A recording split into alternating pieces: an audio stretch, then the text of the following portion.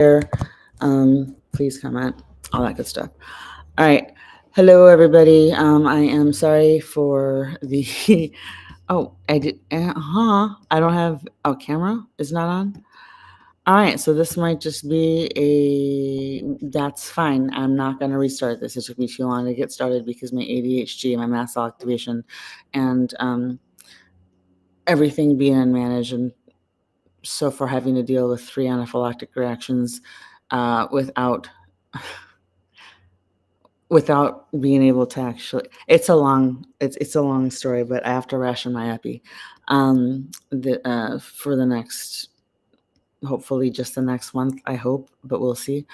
And so I've had to self treat, and I'm not recommending this for medical advice, but I've had to self treat 3 anaphylactic reactions so far, and my brain's a little tired. All right. So, what I want to talk to you about today is super important, and that is about. Here we go. Let me find it. All right. Here we go. Let's find this. So, epinephrine. Okay. Oh, you know what? I'm gonna have to. Do I have to start this again because I don't. If you're not gonna be able to see what I want to show you, I can actually. No. Let's see. You know what? This is why. Like, honestly, I am. When everybody's like, you need to be authentic online and stuff, it's like, yeah, I'm authentic. I can't not be ADHD. So what you see, what you get. All right. And I also get after. I'll fix the title after. So if you like chaos, if you like organized chaos, I'm your girl. Okay. If you like research and rabbit hole diving down on the internet on one singular topic, I'm your girl. Got it? I am 100% a research fanatic, and it's super important to. For me, it's a way to organize my world and help keep myself safe, and also gives me a purpose in helping others manage their conditions, not as a medical provider giving medical advice, but in just sharing my personal experience and the research that I've learned, that I've gone through, because I'm a professional freelance writer. I've written for everyone from Redbook to Men's Health to Yahoo News to the Detroit News, and a variety of other publications. So I know how to do my research, and I also have multiple anaphylactic allergy triggers, and I have latex allergy. And I have MCAS, which means I can react to anything and everything at any given time. So let's get to the screen share here. All right, cool. I found the video that I need. Now let me explain what's going on.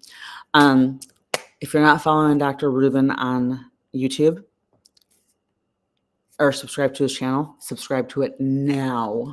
If you have anaphylactic allergy, if you have allergy issues at all, follow Dr. Rubin, subscribe to his channel, follow him on TikTok. He is absolutely amazing with the amount of knowledge that he has and advocating for patients like me and you. And he recently shared a clip from a TV show. Not me going through minor anaphylaxis while I'm actually filming this. That's great.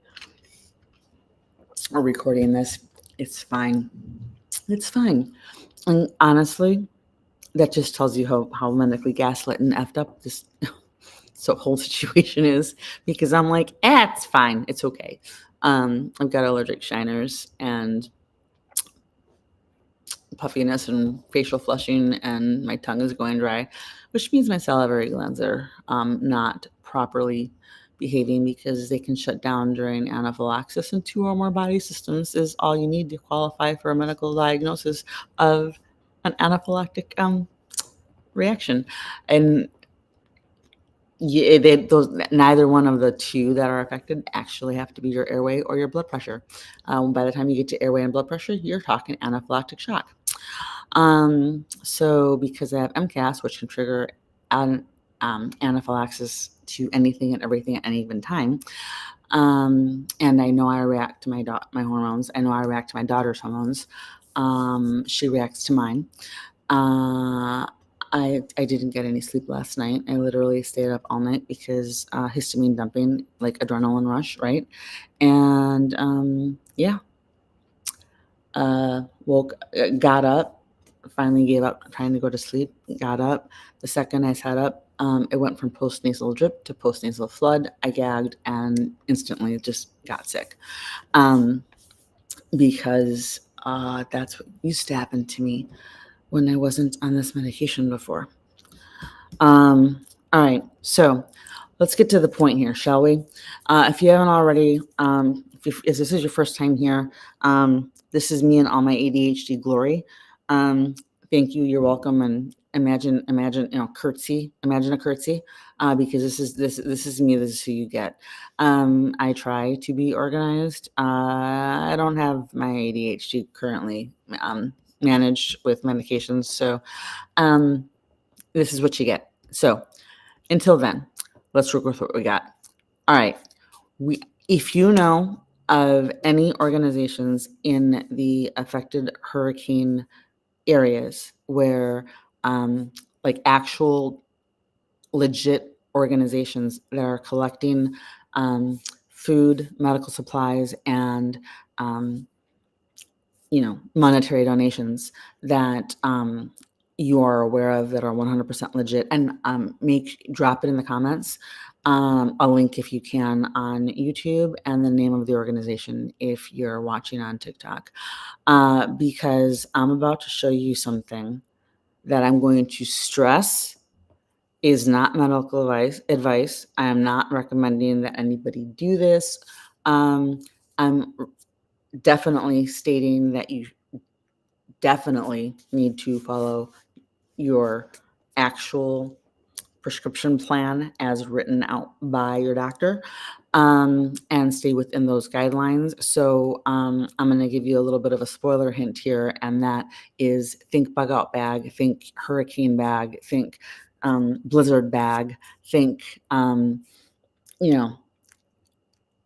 national shortage bag, when there are issues. Like right now, there's a national shortage on IV fluids, which is terrifying the chronic illness community because so many actually depend on IVs at home, and they're gonna have to start rationing because they need to be saved for ICUs and emergency surgeries and things like that. So I can relate to this, but EpiPens and how you can possibly make it through with anaphylactic allergies if you do not have access to your doctor, if the roads are washed out in the hurricane areas, or if your car was destroyed, if your doctor's office was destroyed, if the pharmacies are still shut down, that kind of thing. Or like if you live where I live, like in the upper northern Midwest, where there's plenty of snow, and hurricanes aren't the thing here. It's blizzards. There are plenty of times we're going to be snowed in. So this is what I'm doing this for the emergency bag only. We've got the rice, the beans, the can opener, the manual can opener, the water bottles, the all of the medications that me and my daughter would need for our medical conditions, that kind of thing. That's where these are going. Okay, I'll say that much now. Let's turn off the sound, and I'm going to not yet. I'm going to share this on my. Okay, ready? We're gonna screen share.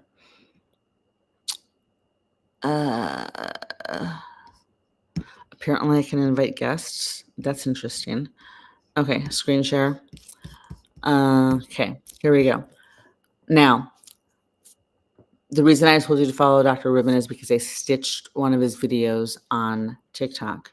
And I'm going to show you my video because I think I only stitched about 4 seconds of Dr. Rubin's video, okay?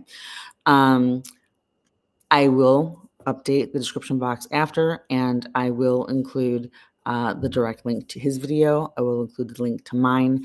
And if anybody's able to share the names of or links to legit organizations that are collecting donations, medical supplies, etc., for hurricane victims, please be sure to share that in the comments.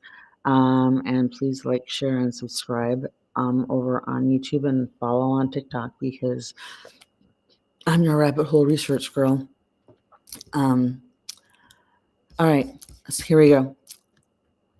Watch and listen. Okay, 1 second. We got to go back. It is true that an EpiPen can contain up to 4 additional doses of epinephrine. You heard that, right? You heard that? Let me show you, okay? I'm going to show my TikTok audience what I'm talking about. We followed Dr. Rubin's. I don't want to call. I guess you could call it a tutorial. There were pictures, and we're going sideways. But we have. I love you, Vix Pix. Thank you. So we have these pens that we hacked open.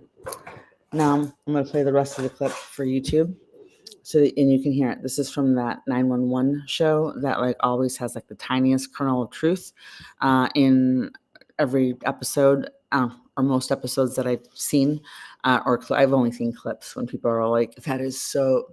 That's only like, that's kind of right." That's kind of what happened here. So watch this, okay?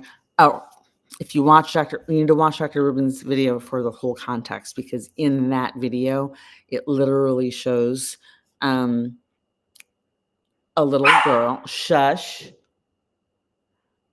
It literally shows a little girl just coming out of anaphylaxis herself from a bee sting. Mom is also anaphylactic to bees. It runs in the family, and for some reason, she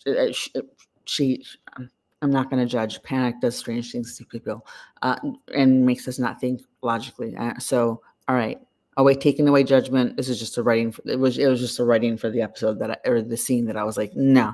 But anyway, a little girl. I'm going to guess 9-10 years old. Just coming out of anaphylaxis. Is stung by bees. A bee goes into anaphylaxis. Mom is on the phone with 911. She gets, blue to the sky, orange to the sky, administers epi, and you can hear this little girl, I can breathe. Okay. And then you hear the telltale bzzz, and mom gets stung because a truck carrying a whole bunch of beehives apparently, had crashed moments before the scene.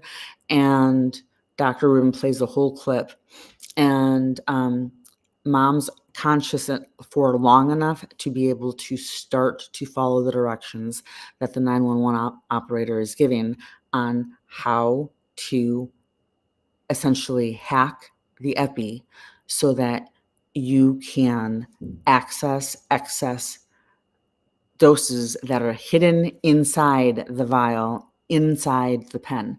Because if anybody who has anaphylaxis knows and uses EpiPen, has EpiPens prescribed. Here we go. This is an unused pen. You always hold it from the middle so you don't mess up and accidentally stab yourself. blue to the sky, orange to the thigh. You pop off the blue cap, and then you into your upper thigh. Make sure you actually like apply enough force so that it stays, but because yeah, and so hold it for 3 seconds. And this, I'm quoting Dr. Rubin here. You hold it for 3 seconds against your skin to make sure all the medication gets in there, and then you rub it for like 10 seconds to make sure you like get it into your system for the fast acting rescue. Correct? Okay, so that's, but the little girl like barehanded because mom passes out. The little girl just is somehow able to like follow the directions that the 911 operator gives her, and she goes, there's still more inside the pen, and I'm going to tell you how to access that. And I would like to try and get this boosted by as many people as possible, because I know that there are people there just have to be, just statistically, I can't say that word, statistically speaking, there has to be people who have either mast cell activation syndrome, idiopathic anaphylaxis, or anaphylactic allergies to whatever it might be, and don't have access to epi. And what are they going to do if they end up having a reaction? Correct. So let's go to the bigger screen here so that way you got all of it. All right. So after I finish this, I am going to make sure that I go into the description box. I will add the link to Dr. Rubin's clip so that you can see the whole thing. And then I will add the link to my video so that you can see what we had to go through.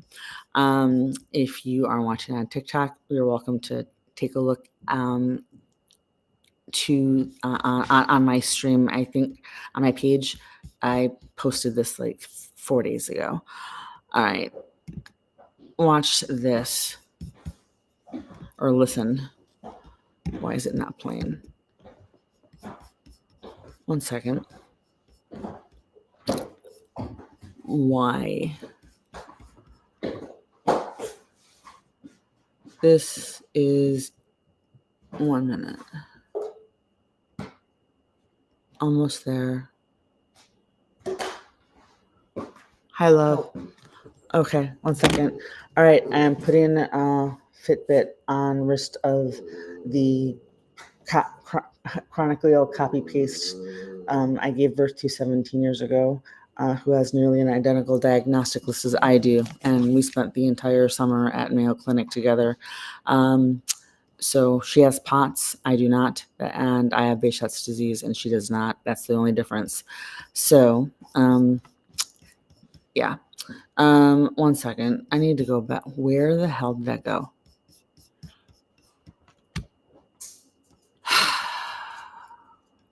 You guys. Either you think I'm adorable and like quirky and like you're vibing with me,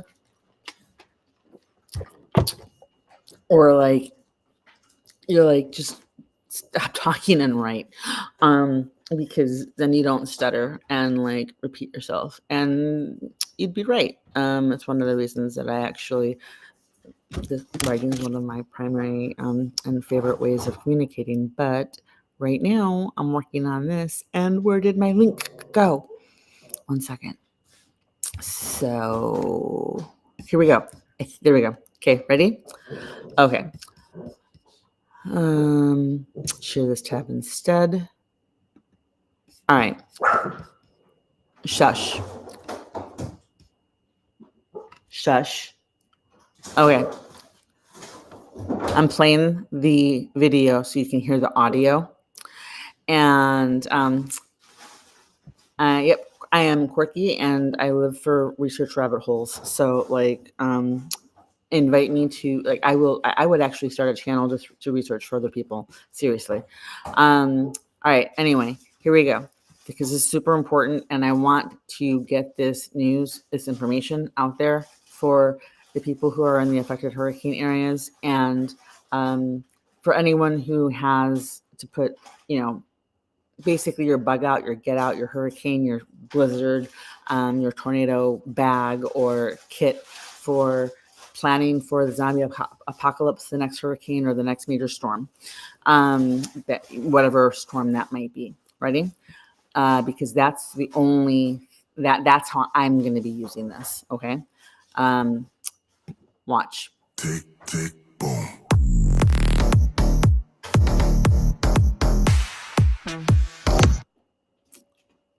Okay, ready? I said, thank you, Dr. Rubin, in writing, and I replied to a comment on the excess epi, on the fact that there is excess epi in the pens that apparently ER doctors and nurses weren't aware of, and were shocked to see this video from Dr. Rubin, which I am so grateful for, because this means that I can stay safe in the future if something happens in the future and there's an emergency.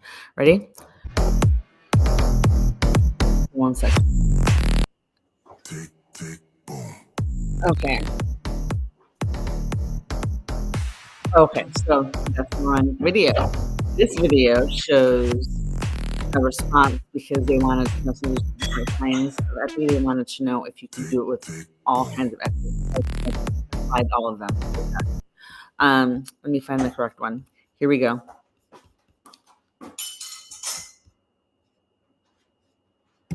There we go. It is true Share that this an one. EpiPen can contain up to 4 additional doses of epinephrine.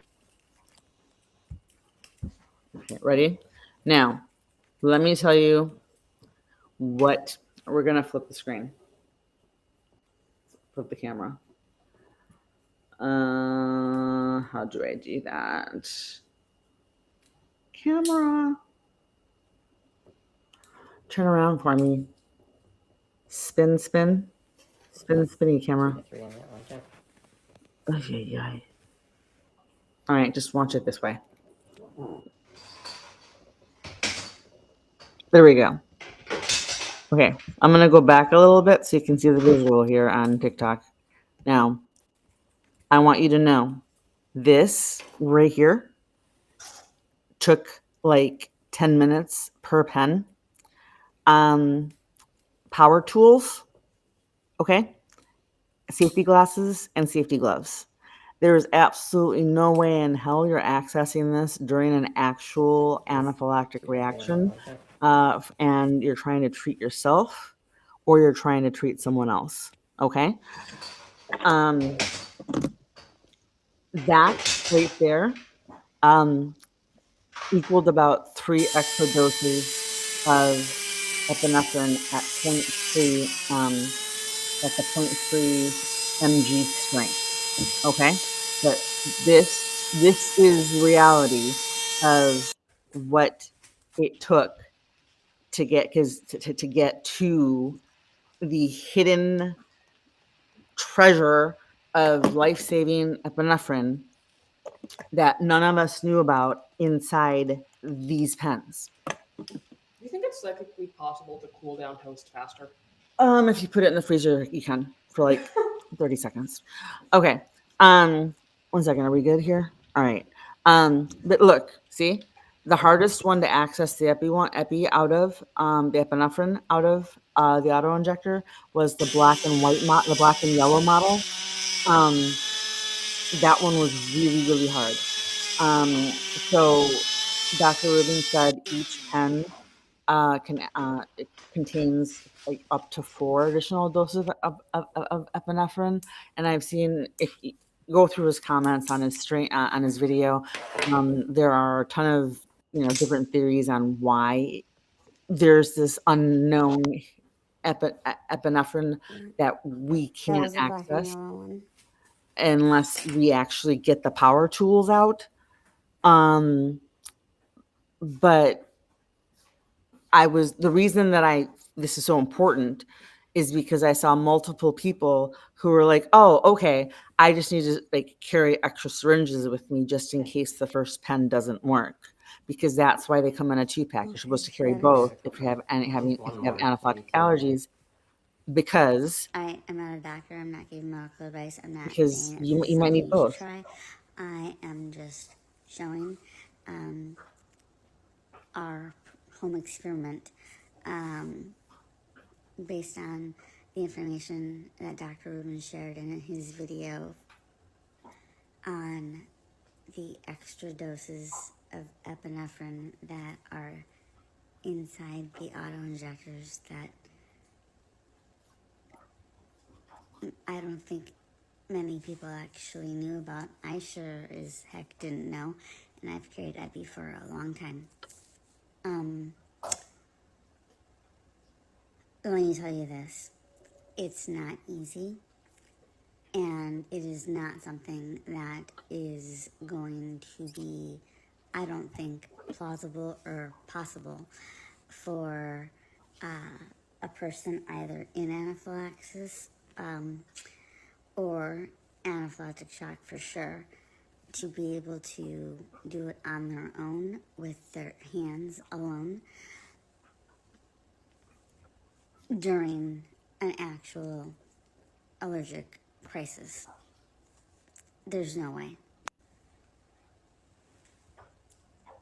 There were safety glasses involved, a cutting tool involved, and the epinephrine pen that comes with a trainer.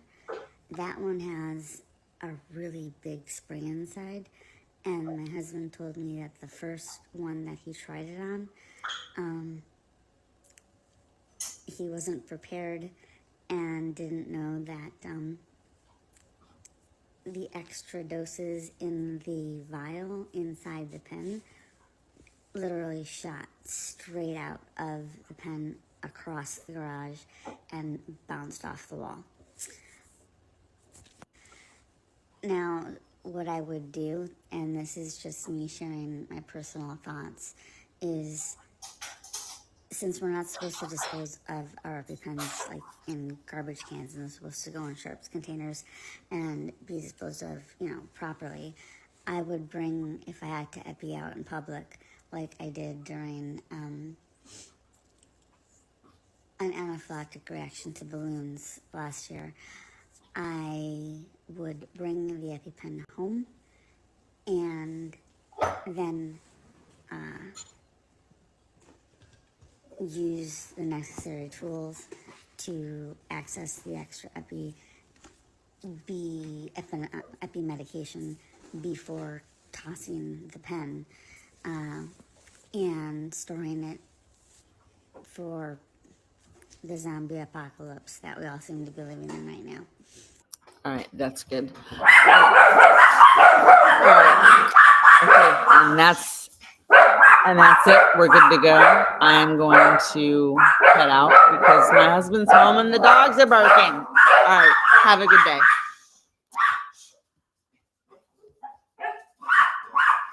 See you later.